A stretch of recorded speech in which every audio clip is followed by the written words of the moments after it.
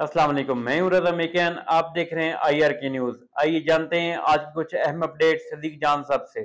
जो प्रोटोकॉल मौजूदा हुकूमत की जानिब से जमात इस्लामी को पूरे पाकिस्तान में दिया जाता है, जहाँ भी इस्लामाबाद में जमात इस्लामी मार्च करे, पूरा प्रोटोकॉल, पूरी सिक्योरिटी, लियाकत बाग में बिजली के बिलों के मामले पे जब तक जमात इस्लामी बैठे, पूरा प्रोटोकॉल एक शेल क्या, एक मतलब मतलब शेल तो बहुत दूर की बात है। मतलब मैं को मिसाल ही दे पा रहा, यानी कुछ भी नहीं, पूरा प्रोटोकॉल जमात इस्लामी को। लेकिन तहरीक लब्बैक के साथ जो सलूक हुआ वो आपने देखा लाहौर में। अभी वो वहाँ से निकले नहीं थे कि जिस तरह से वहाँ पे उनके जो मरकज़ है मस्जिद रहमतुल लिल आलमीन, उस मस्जिद में जिस तरह से जो कार्रवाई हुई, वो बहुत अफसोसनाक और तकलीफ देह है। वीडियोस देखी भी नहीं जाती जो कुछ वहाँ पे पंजाब पुलिस ने और पंजाब हुकूमत ने किया है। इस वक्त रावलपिंडी इस्लामाबाद हाई अलर्ट पर हैं और इमरजेंसी की सी सूरत हाल है। सड़कें बंद हैं, मोबाइल सर्विस बंद कर दी गई है, मेट्रो बंद कर दी गई है, बसें जो सरकारी चलती हैं वो बंद कर दी गई हैं। रेड जोन को मुकम्मल तौर पे सील कर दिया गया है। चारों रेड जोन के रास्ते बंद होंगे, एक रास्ता खुला होगा, वहाँ पे भी कार्ड दिखा के और मखसूस लोग वहाँ पे अंदर जा सकते हैं। मोटरवे जो है वो इस्लामाबाद की तरफ आने वाला रास्ता बंद है। जीटी रोड पे जगह जगह रुकावटें हैं। क्रैकडाउन इस वक्त क्रैकडाउन जो है वो जारी है और लाहौर में हालात इस वक्त वहाँ पे भी बहुत कशीदा हैं। इस वक्त भी मस्जिद रहमतुल्लाह अल आलमीन जो तहरीक लब्बैक का मरकज़ है, वहाँ पे बाहर हालात काफ़ी टफ हैं। कल प्रेस कॉन्फ्रेंस तो अल्लामा फ़ारूक अल हसन वगैरह ने की थी, लेकिन लाएमल नहीं दिया था, लाएमल अब दिया जाएगा। और फैज़ाबाद मुकम्मल तौर पे बंद है। और अभी मैं उस्मान भट्ट साहब हमारे दोस्त हैं, रिपोर्टर हैं, क्राइम रिपोर्टर हैं, ट्विटर पे आप उनको देखते हैं। तो उन्होंने उस्मान भट्ट साहब ने वीडियो भी एक की हुई थी फैज़ाबाद के मकाम से। स्कूल कॉलेजेस किसी भी वक्त नोटिफिकेशन आ जाएगा, बंद कर दिए जाएंगे, क्योंकि इस वक्त इस्लामाबाद की मोस्टली सड़कें जो हैं वो मुकम्मल तौर पर ब्लॉक कर दी गई हैं। जो बसों का अड्डा है उसको मुकम्मल तौर पे बंद कर दिया गया है, खाली करा लिया गया है। ज़ीरो पॉइंट पर भी कंटेनर्स पहुंच गए हैं, वो भी किसी वक्त बंद कर दिया जाएगा। एक्सप्रेस वे को भी बंद कर दिया जाएगा। और इसी तरह से रेंजर्स जो है वो उसको भी अलर्ट किया गया है। और इसी तरह से अस्पतालों में इमरजेंसी नाफिज की गई है कि अगर खुदा न खास्ता कोई तसादुम की सूरत हाल होती है तो जो ज़ख्मी हैं उनको लाया जाएगा। डॉक्टर्स को कहा गया है कि कोई डॉक्टर छुट्टी नहीं करेगा, नर्सेज छुट्टी नहीं करेंगी। हेल्थ जो दीगर पैरामेडिक्स हैं वो हस्पताल इंतज़ामी के लोग हैं, तो हेल्थ वर्कर्स कोई भी छुट्टी नहीं करेगा। दफ़ा 144 नाफिज कर दी गई है। 4 या 4 से ज़्यादा लोग जमा नहीं हो सकते। पंजाब में 10 दिन के लिए दफ़ा 144 नाफिज कर दी गई है। डबल सवारी पर पाबंदी लगा दी गई है।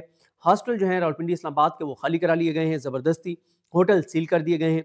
और ये जो फैज़ाबाद के इर्द गिर्द हैं उनकी बात हो रही है। और एफसी के एहलकार भी 1000 के करीब एहलकार जो हैं वो इस्लामाबाद पहुंच चुके हैं। तो ये है जनाब हालात और सूरत हाल। अच्छा, एक और टॉपिक में मिस कर गया हूँ।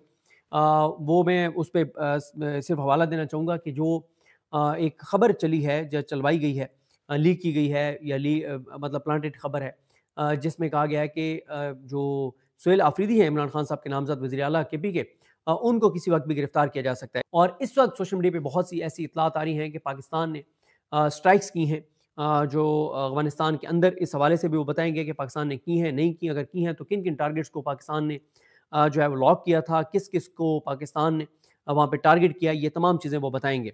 और इस हवाले से भी बताएंगे कि आगे क्या होने जा रहा है, क्या कोई नया ऑपरेशन शुरू होने जा रहा है। इसके अलावा अगर सवाल जवाब होंगे तो यकीनन सुहेल आफरीदी साहब के हवाले से सवाल होगा और उस पर भी उनका कोई ना कोई कमेंट जो है वो आ सकता है। तो ये हो गया मामला। अब आए तीसरे टॉपिक के ऊपर। अली अमीन गंडापुर साहब के हवाले से कल इमरान खान साहब ने अडयाला में सख्त गुफ्तगू की है, लेकिन वो पार्टी का क्योंकि इंटरनल मामला है, उसको ट्वीट में नहीं लाया गया। अभी मैं ट्वीट भी इमरान खान साहब का आपके सामने रखूंगा। इसके अलावा एक बड़ी पेशरफ्त ये है, मेरी इत्तला ये है कि इमरान खान साहब ने पार्टी को कैटेगोरिकल कह दिया है कि अगर सुहेल आफरीदी को वज़ीर आला बनाने में कोई ताख़ीर की जाती है, ताख़ीरी हरबे अपनाए जाते हैं, तो इमरान खान साहब ने कहा है कि भरपूर एहतजाज करें और किसी मतलब कोई रुकावट सामने नहीं आनी चाहिए। सब लोग इसको सुहेल आफरीदी को सपोर्ट करें और as soon as possible Suhail Afridi को वज़ीर आला केपी के मुंतखब करवाया जाए। अब मामला आपको पता ही है कि अभी तक जो गवर्नर केपी के हैं वो कह रहे हैं कि मुझे इस्तीफ़ा मौसूल ही नहीं हुआ, हालांकि रिसीविंग मौजूद है, इस्तीफ़ा मौसूल हो चुका है गवर्नर ऑफिस को। लेकिन गवर्नर इस बात की तरदीद कर रहे हैं, क्योंकि अगर वो इस बात की तस्दीक कर दें कि इस्तीफ़ा मेरे तक आ चुका है, तो फिर तो वैसे ही अली अमीन गंडापुर साहब उस वक्त वज़ीर आला जो है वो नहीं रहेंगे। इसके बाद ये भी हो सकता है कि आज अली अमीन गंडापुर साहब जो हैं वो डीए खान के लिए रवाना हो जाएं और जो सुहेल आफरीदी साहब हैं वो मुंतखब होने से पहले ही जो है वो चीज़ों को देखने लग जाएं। और इसी तरह से एक और इम्कान है जिसका हो सकता है कि वैसे ही इस वक्त केपीके के कारकुन बहुत चार्ज हैं, बहुत चार्ज हैं, बहुत पुरजोश हैं सुहेल आफरीदी के लिए, और बड़ी उनको मोहब्बत मिल रही है सुहेल आफरीदी को। और ये भी हो सकता है कि कुछ जो MPs हैं जिनके बारे में ये खदशा है कि वो उस दिन लोटे बन सकते हैं, तो उनके हल्के के कारकुनान को, उनके वोटर्स को वहाँ पे असम्बली के बाहर बुलाया जाए। और असम्बली के बाहर हो सकता है जिस दिन वज़ीर आला का इंतखाब हो उस दिन कम अज़ कम कोई 20 से 25 हज़ार कारकुन भी PTI के कारकुन और वोटर्स उन हलकों के, जिन हलकों के बारे में ये खदशा है कि वहाँ के MPs लोटे बन सकते हैं, तो उनके वोटर्स वहाँ पर बाहर मौजूद हो, ताकि एक उनके ऊपर दबाव हो कि वो लोटे ना बने, क्योंकि है बहुत मुश्किल किसी का लोटा बनना, और फिर 20 बंदे लोटे बन जाए, अनबिलीवेबल है इस वक्त। क्योंकि उसकी वजह यह है कि KPK में इस वक्त जो MPs हैं उनमें 95% जो MPs हैं वो middle class, lower middle class के हैं, वो जागीरदार और सरमायादार नहीं हैं, और उन्होंने KPK में ही रहना है, और उनको इमरान खान ने इज्जत दी है। तो बड़ा मुश्किल है कि वो इमरान खान साहब को दगा दें और इमरान खान की पीठ में छुरा घोंपें।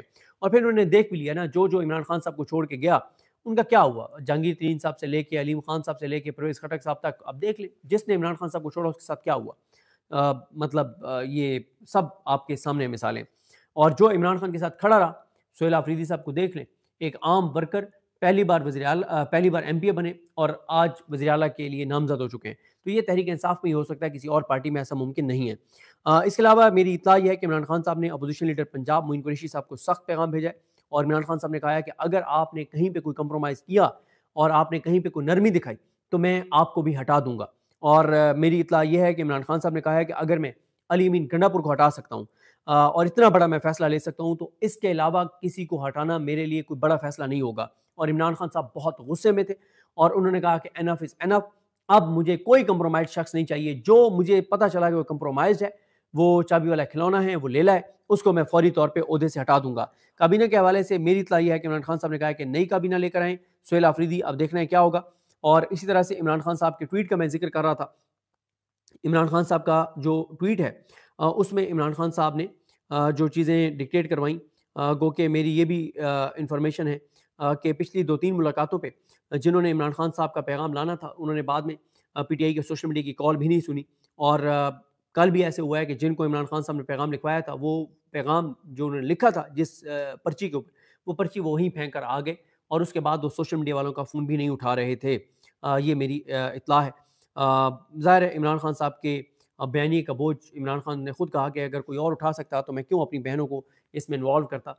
मैंने तो अपनी बहनों को इसलिए इन्वॉल्व किया कि मेरे बयानी का बोझ कोई और नहीं उठा पा रहा था। तो नाज़रीन, ये थी आज की अहम अपडेट्स जो आपने जानी सदीक जान की ज़बानी। इसी के साथ अपने मेज़बान रज़ा मेकिन को इजाज़त दीजिए। अल्लाह हाफ़िज़।